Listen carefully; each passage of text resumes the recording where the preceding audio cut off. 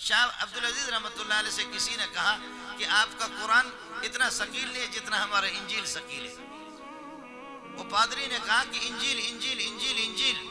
تو شاہ صاحب نے فرمایا اور پھر اس نے یہ بھی کہا کہ تمہارے قرآن کے اندر وہ پاور نہیں ہے. قرآن بھی غلط, تمہارا نبی غلط, مذہب بھی غلط. ہمارے انجیل صحیح, ہمارا مذہب صحیح, اور ہمارے چرچوں کو دیکھو کیسے خوبصورت. شاہ صاحب نے فرمایا کہ کون سا چرچ آپ کو مضبوط لگ رہا ہے؟ دلی کے اندر 1857 کے اندر ایک چرچ کے پاس جا کر کے جمع ہو گئے, اور اس جمع چرچ کے پاس جا کر کے اللہ آپ کا بھلا کرے, حضرت اقدس شاہ عبدالعزیز رحمۃ اللہ نے لاکھوں انسانوں کا مجمع تھا.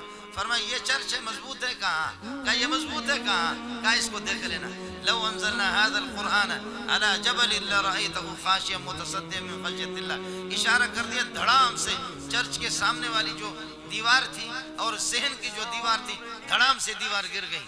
عیسائی نے چیخنا چلانا شروع کیا, مسلمانوں نے نعرے تکبیر سے آوازوں نے نعرہ لگانا شروع کر دی. شاہ صاحب رحمۃ اللہ علیہ فرمایا کہ صبر کرو, دوسری مرتبہ آیت پڑھ کر کے چرچ کی طرف اشارہ کروں گا, انشاءاللہ اس کے بلاک بھی تمہیں زمین پر نہیں ملیں گے.